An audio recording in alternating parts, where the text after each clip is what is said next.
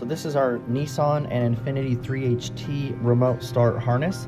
This is a very, very easy install to complete. So on the harness, we're gonna have the vehicle connections over here on the left, and then the module connections to our remote start box over here on the right. So these two connectors, the green and the black, are gonna plug into the vehicle's BCM. The location of the BCM will be outlined in the installation video because it does vary from vehicle to vehicle. The black pigtail wire here has a metal ring terminal. This is the main ground input to the whole system. So you have to make sure that you ground this. Otherwise, we're not gonna have any ground to our module, which will prevent the module from programming. Up here, we'll have a fuse. So make sure that this is seated all the way into the holder here. And then you guys are gonna see a little white plug here that's called relay chip.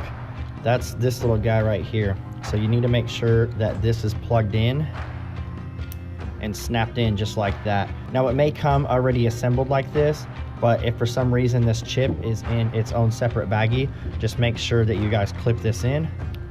Now the remote start will probably program if this is not hooked up, but it's not going to remote start your vehicle. So you'll notice in the box you'll have a gray connector that's not tied into the main wiring harness here. This is an adapter harness for some of the 3HT vehicles. So if your vehicle requires the use of this adapter, it's going to plug in right here at this 2-pin jumper. You guys can kind of see that right here. The tag on it says C guide, so make sure you check the PDF to find out if this adapter is required for your vehicle.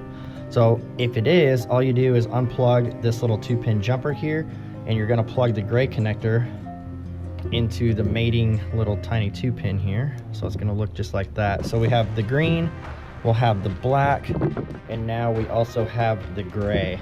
And then the other end of that little 2-pin jumper, don't cut it off, just leave it loose like this. So that's all there is to it. And then these all plug in at the BCM. So just as an example, this is not a 3HT BCM, but you guys can see we have a green, we have a gray, and we have a black. So your BCM is gonna be a little bit different configuration than this, but it's still gonna have these Nissan connectors here. So all you're gonna do is unhook the factory connector. We're going to plug the factory connector into our harness like this, and then you're going to take the other end of ours and plug it right back in to the BCM just like that. And then you'll repeat the process with the black and the gray if the gray is required for your vehicle. These won't be covered in the installation of the harness into the vehicle, so make sure you guys watch the programming video that shows the process on how to plug these into the remote start box, because you don't just plug them in and everything works.